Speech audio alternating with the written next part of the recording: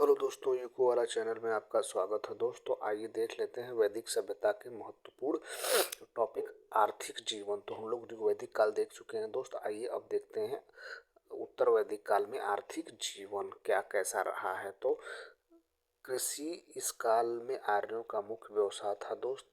शतपथ ब्राह्मण में कृषि की चारों क्रियाओं जुताई, बुआई, कटाई तथा मड़ाई का उल्लेख मिलता है। तो किस ग्रंथ में मिलता है दोस्त? शतपथ ब्राह्मण में मिलता है।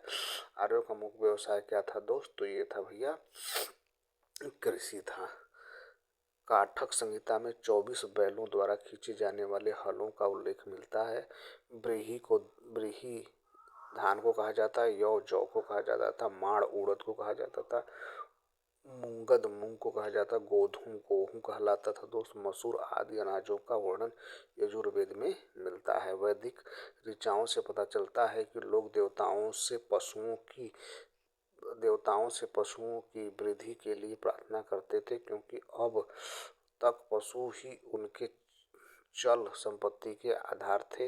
भूमि पर व्यक्तिगत अधिकार की भावना धीरे धीरे मजबूत होती जा रही थी दोस्त।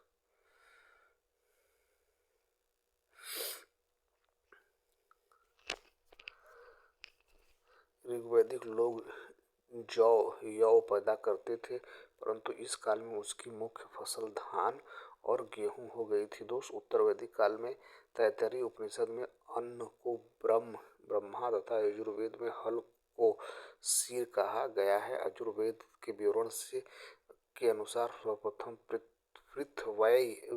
पृथ्वैन्य ने हल और कृषि को जन्म दिया है दोस्त। आइए कुछ और प्रमुख बातें जान लेते हैं। तो उत्तर वैदिक काल में लोग 4 प्रकार के बर्तनों में भांडों का प्रयोग करते थे। आगे देख लेते हैं दोस्त। आइए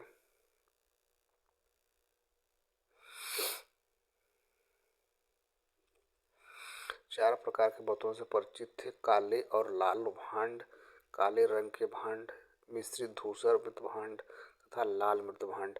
उत्तर वैदिक काल में लोगों में लाल मृत भांड सबसे अधिक प्रचलित था, जब चित्रित धूसर मृत भांड इस युग की विशेषता थी।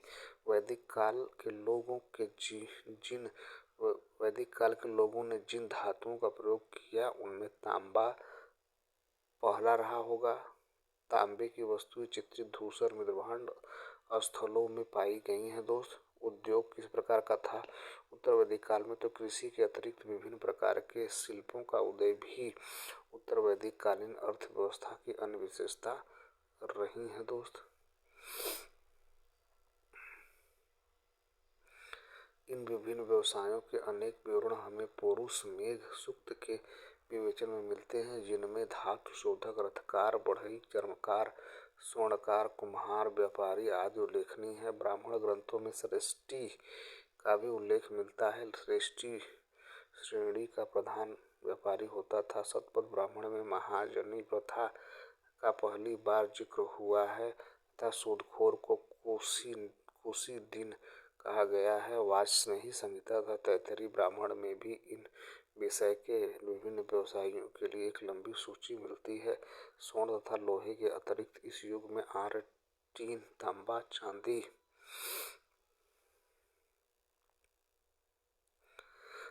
चाबुक, सीसा आदि धातुओं से परिचित हो चुके थे। तैत्तिरीय संहिता में ऋग्वेद के लिए कुशीद शब्द मिलता है। व्यापार उत्तर वैदिक काल में मुद्रा का प्रचलन हो चुका था, परंतु सामान्य लेन देन में यह व्यापार वस्तु विनिमय द्वारा ही होता था। निष्क, शतमान, पाद, औसड़ आदि माप की विभिन्न इकाइयां थी। निष्क जो वैदिक काल में एक आभूषण था, अब एक मुद्रा माना जाने लगा है। बाट की मूल बहुत इकाई संभवतः क्रिस्टल था। रक्तिका तथा गुंजा भी तौल की एक इकाई थी दोस्त। प्राचीन काल की बाट पद्धति में रक्तिका का अत्यंत महत्वपूर्ण स्थान रहा है। बाट की शायद सबसे छोटी इकाई थी। बाट ही सबसे छोटी इकाई थी। अगला क्वेश्चन देख लेते हैं दोस्त। धार्मिक जीवन देख लेते हैं दोस्त। आइए तो धार्मिक जीवन, अभी तक हम लोग उत्तर वैदिक काल में आर्थिक जीवन देखे थे। तो धार्मिक धार्मिक जीवन। आइए धार्मिक जीवन देख लेते हैं दोस्त, धार्मिक जीवन देख लेते हैं।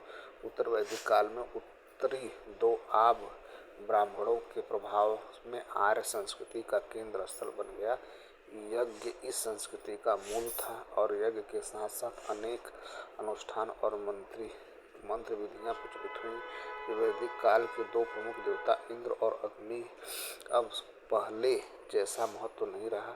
उसके स्थान पर उत्तर वैदिक काल में प्रजापति, जो देवकुल में सृष्टि के निर्माता थे, को सर्वश्रेष्ठ स्थान प्राप्त हो गया। पशुओं के देवता रुद्र इस काल में एक महत्वपूर्ण देवता बन गए थे। उत्तर वैदिक काल में इनकी पूजा शिव के रूप में होने लगी। विष्णु को सर्व संरक्षक के रूप में पूजा जाता था दोस्त। आगे देख लेते हैं भैया। विष्णु को स्वर संरक्षक के रूप में माना जाता था। पूषण शूद्रों के देवता के रूप में प्रचलित थे। वैदिक काल में वह पशुओं के देवता थे। इस काल में देवताओं के प्रतीक के रूप में कुछ वस्तुओं की भी पूजा प्रचलित हुई, अर्थात आइए कुछ प्रमुख दर्शन के बारे में जान लेते हैं दोस्तों। चारवाक दर्शन के रचयिता चारवाक ऋषि हैं। सांख्य दर्शन के रचयिता कपिल मुनि हैं। योग दर्शन के रचयिता पतंजलि हैं।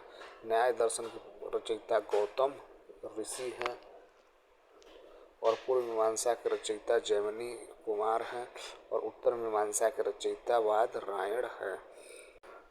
आगे देख लेते हैं दोस्त। आइए अगला देख लेते हैं भैया। अगला तो प्रतीक चिन्हों की पूजा होने लगी थी दोस्त। प्रतीक चिन्हों की भी पूजा होने लगी तो उत्तर वैदिक काल में मूर्ति पूजा के आरंभ होने का कुछ आभास मिलने लगा था। उत्तर वैदिक काल में ही बहुदेववाद, वासुदेव संप्रदाय एवं षड्दर्शनों सांख्य, योग, न्याय, वैशेषिक, पूर्व मीमांसा और उत्तर मीमांसा का बीजारोपण हुआ। उपनिषदों में स्पष्टतः यज्ञों और कर्मकांडों की निंदा की गई है तथा ब्रह्मा की एकमात्र सत्ता स्वीकार की गई है। प्रारंभिक उपनिषदों में केवल 3 आश्रमों का विधान मिलता है, ब्रह्मचर्य, गृहस्थ तथा वानप्रस्थ। परंतु कालांतर में संन्यास नाम से एक चौथा आश्रम इस व्यवस्था का अंग बन गया। प्रत्येक द्विज को इन चारों आश्रमों से होकर जीवन यापन करना आवश्यक बताया गया है। प्रमुख धार्मिक पुरोहित होता मुख्यतः प्रार्थना करने वाले। इन पुरोहितों से ऋक् संहिता का पुनर्सृजन किया गया। उद्गाता सामवेद का गायन करने वाले पुरोहित हैं दोस्त। अथर्वयु यजुर्वेद मंत्रोच्चारण करने वाला पुरोहित थे। ब्रह्मा इन सभी यज्ञों को विधि पूर्वक संपन्न कराने वाले पुरोहित थे ब्रह्मा। आगे देख लेते हैं दोस्त। अगला देख लेते हैं। अगला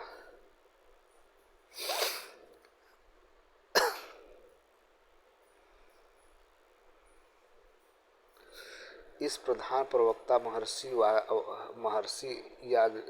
याज्ञवल्क्य हैं। महर्षि याज्ञवल्क्य ने विदेह के राजा जनक के दरबार में हुए शतार्थी में अनेक ब्राह्मणवादी विद्वानों को पराजित किया था। इनकी 2 पत्नियां मैत्रेयी और कात्यायनी थी। महर्षि याज्ञवल्क्य ने विद्रोह के राजा जनक के साथ दरबार में हुए शस्त्रार्थ में अनेक ब्राह्मणवादी विद्वानों को पराजित किया था। इनकी 2 पत्नियां मैत्रेयी और कात्यायनी थीं। यज्ञ एक ऐसी नौका है जिस पर भरोसा नहीं किया जा सकता। मुंडकोपनिषद सत्यमेव जयते का उल्लेख हुआ है दोस्त। निष्काम कर्म सिद्धांत का प्रथम प्रतिपादन ईशोपनिषद में हुआ है। आगे देखते हैं मित्र। निष्काम कर्म सिद्धांत का प्रथम प्रतिपादन ईशोपनिषद में हुआ है। कठोपनिषद में आचार्य यम द्वारा नचिकेता को ब्रह्म विद्या का उपदेश दिया गया है दोस्त। आइए कुछ प्रमुख बातें जान लेते हैं पणी के बारे में दोस्त। पणी क्या है? ऋग्वेद में कई स्थानों पर पणियों का उल्लेख आया है। इनका प्रधान कार्य व्यापार के लिए सुदूरवर्ती प्रदेशों में जाना आना था। संभवतः पणी लोग वैदिक आर्यों के देवी देवताओं की विस्तार पूर्वक पूजा नहीं करते थे। ऋग्वेद में पणियों के राजा के लिए भृगु शब्द आया है तथा उसके उपास्य देवता को बल कहा गया है। संस्कृत के पौणे वणिक विपणी आदि संबंध पौड़ी से जोड़ा जाता है। कुछ विद्वानों के अनुसार पौड़ी लोग वे हैं जिन्हें कि पाश्चात्य संसार के प्राचीन इतिहास में म्यूनिक कहा गया है। दोस्त वेदांग कितने हैं दोस्त, तो वेदांग के बारे में जान लेते हैं। तो वेदांग दोस्त 6 हैं।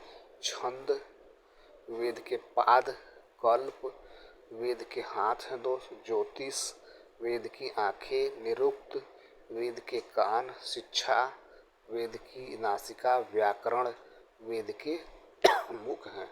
तो ये रहा दोस्त आज के प्रमुख वीडियो जो उत्तर वैदिक काल के धार्मिक और आर्थिक जीवन से संबंधित थे। अब नेक्स्ट वीडियो के साथ कल फिर आपकी सेवा में हाजिर होते हैं। तब तक के thank you so much for watching this video.